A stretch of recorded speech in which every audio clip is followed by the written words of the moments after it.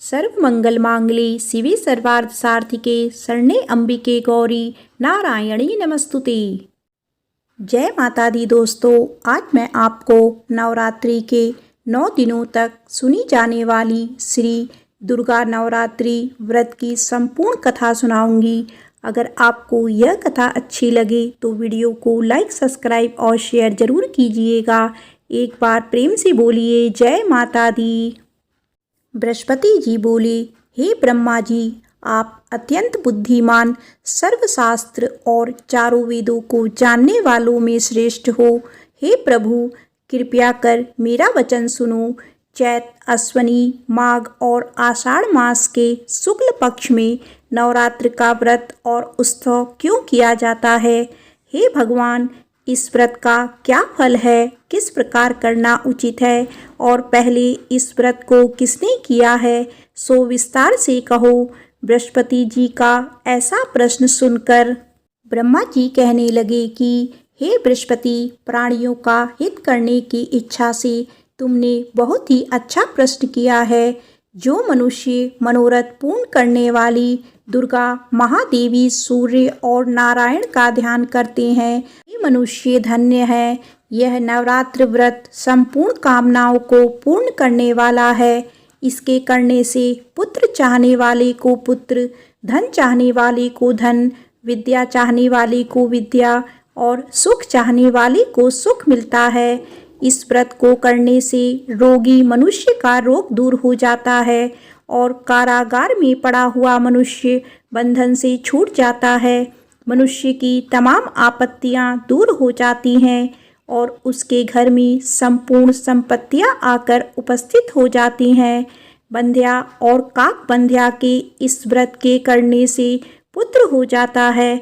समस्त पापों को दूर करने वाले इस नवरात्र के व्रत को करने से ऐसा कौन सा मनोरथ है जो सिद्ध नहीं हो सकता है? जो मनुष्य इस अलभय मनुष्य देह को पाकर भी नवरात्र का व्रत नहीं करता है, वह माता पिता की सेवा से विमुख होकर पाप का भागी होता है और वह अनेक दुखों को भोगता है। उसके शरीर में अनेकों व्याधियां उत्पन्न हो जाती हैं। वह संतान का सुख भी नहीं पाता। इस प्रकार वह मूर्ख अनेक दुख भोगता है।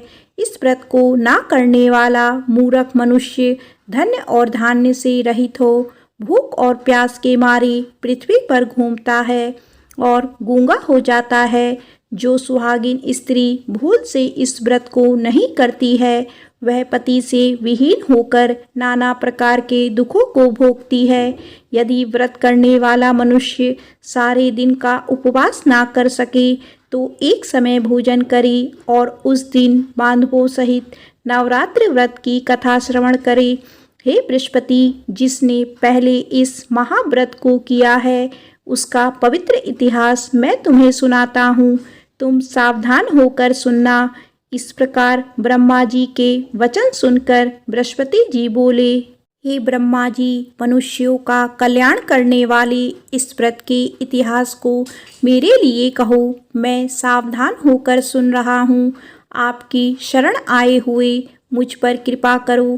ब्रह्मा जी बोले, पीठत नाम के मनोहर नगर में एक अनाथ नाम का ब्राह्मण रहता था। वह भगवती दुर्गा का भक्त था। उसके संपूर्ण सद्गुणों से युक्त मानो ब्रह्मा की सबसे पहली रचना हो, ऐसी यथार्थ नाम वाली सुमति नाम की एक अत्यंत सुंदर कन्या पैदा हुई। वह कन्या सुमति अपने घर के बालकपन में अपनी सहेलियों के साथ क्रीड़ा करती हुई इस प्रकार बढ़ने लगी, जैसे शुक्ल पक्ष में चंद्रमा की कला बढ़ती है। उसका पिता प्रतिदिन दुर्गा की पूजा और होम किया करता था। वह उस समय वहां पर नियम से उपस्थित होती थी। एक दिन वह सुमति अपनी सखियों के साथ खेलने लग गई और भगवती के पूजन में उपस्थित नहीं हुई। उसके पिता को पुत्री की ऐसी असावधानी देखकर क्रोध आया और पुत्री से कहने लगा कि हे पुत्री, आज प्रभात में तुमने भगवती का पूजन नहीं किया। इस कारण मैं किसी कुष्ठी और दरिद्र मनुष्य के साथ तेरा विवाह करूंगा।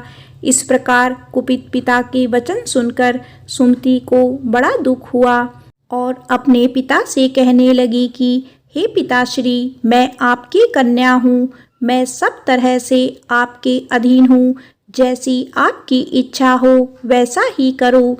रोगी, कुष्ठी अथवा और किसी के साथ जैसी तुम्हारी इच्छा हो मेरा विवाह कर सकते हो, वही होगा जो मेरे भाग्य में लिखा होगा। मेरा तो इस पर पूर्ण विश्वास है।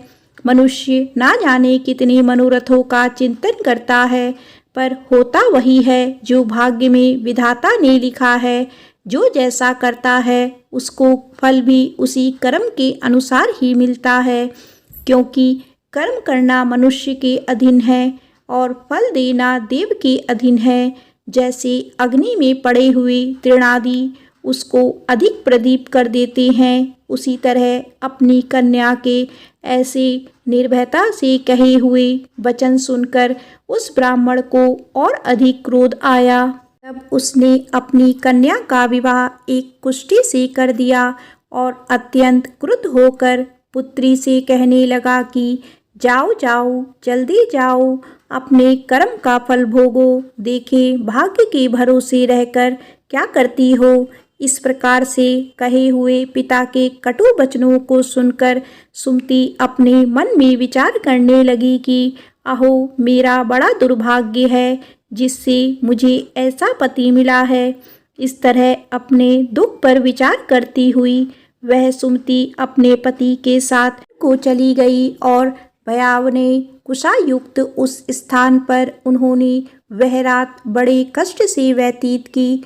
उस गरीब बालिका की ऐसी दशा देखकर भगवती पूर्ण के प्रभाव से प्रकट होकर सुमति से कहने लगी कि हे दीन ब्राह्मणी, मैं तुझ पर प्रसन्न हूँ, तुम जो चाहो वरदान मांग सकती हो।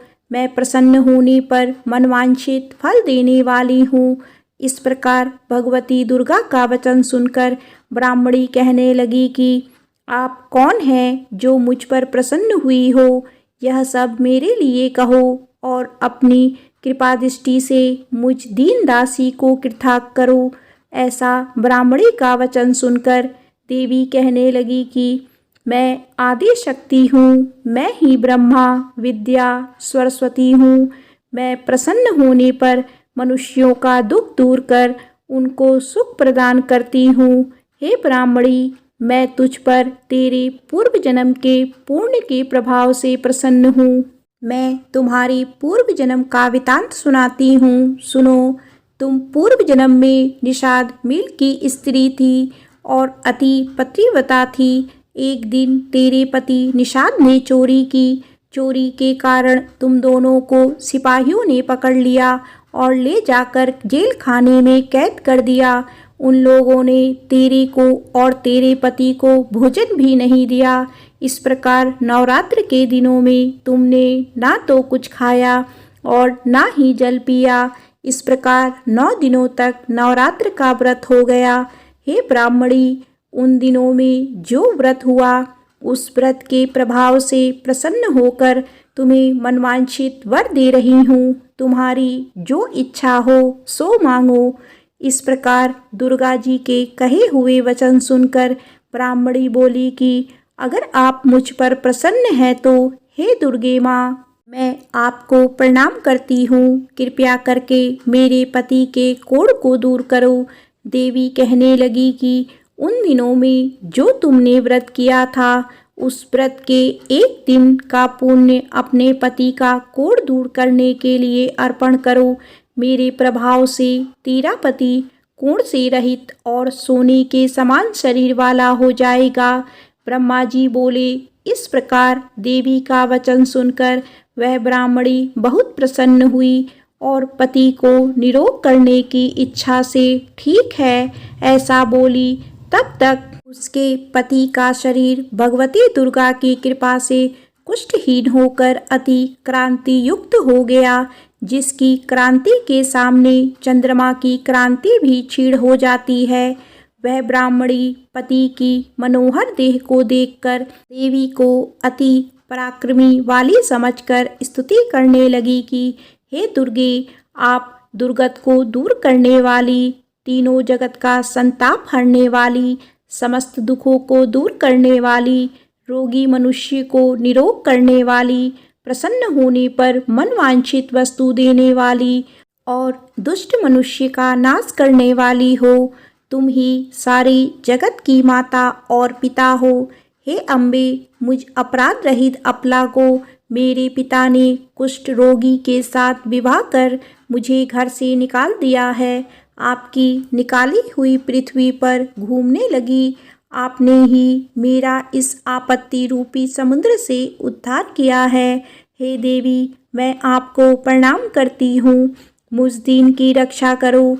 ब्रह्मा जी बोले कि हे बृहस्पति, इसी प्रकार उस सुमति ने मन से देवी की बहुत स्तुति की। उसकी की हुई स्तुति सुनकर देवी को बहुत संतोष हुआ और ब्राह्मणी से कहने लगी कि हे ब्राह्मणी, तेरे उदालय नाम का अति बुद्धिमान, धनवान और कीर्तिमान जितेंद्रिय पुत्र शीघ्र ही होगा।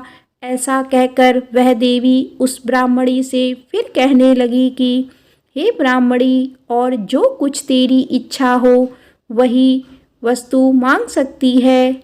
ऐसा भगवती दुर्गा का वचन सुनकर सुमति बोली कि हे भगवती के, अगर आप मेरे पर प्रसन्न हैं तो कृपया कर मुझे नवरात्र विधि बताइए। हे दयावती, जिस विधि से नवरात्र करने से आप प्रसन्न होती हैं, उस विधि और उसके फल को मेरे लिए विस्तार से कहे। इस प्रकार ब्राह्मणी के वचन सुनकर दुर्गा कहने लगी कि हे ब्राह्मणी, मैं तुम्हारे लिए संपूर्ण पापों को दूर करने वाली नवरात्र व्रत विधि को बताती हूँ। इसको सुनने से तमाम पापों से छूटकर मोक्ष की प्राप्ति हो जाती है। अश्वनी मास के शुक्ल पक्ष की प्रतिपदा से लेकर 9 दिन तक विधि पूर्वक व्रत करें। यदि व्रत दिन भर का ना कर सके तो एक समय भोजन करें। पढ़े लिखे ब्राह्मणों से पूछकर घट की स्थापना करें और वाटिका बनाकर उसको प्रतिदिन जल से सींचे। महाकाली, महालक्ष्मी और महासरस्वती, इनकी मूर्तियां बनाकर इनकी नित्य विधि सहित पूजा करें और पुष्पों से विधि पूर्वक अर्घ दें। बिजौरा के फूल से अर्घ देने से रूप की प्राप्ति होती है। जायफल से कीर्ति, दाख से कार्य की सिद्धि होती है। आंवले से सुख और केले से भूषण की प्राप्ति होती है। इस प्रकार फलों से अर्घ देकर यथाविधि हवन करें। खांड, घी, गेहूँ, शहद, जौ, तिल, बिल्व, नारियल, दाख और कंदम, इनसे हवन करें। गेहूँ से होम करने से लक्ष्मी की प्राप्ति होती है। खीर व चंपा के पुष्पों से धन और पत्तों से तेज और सुख की प्राप्ति होती है।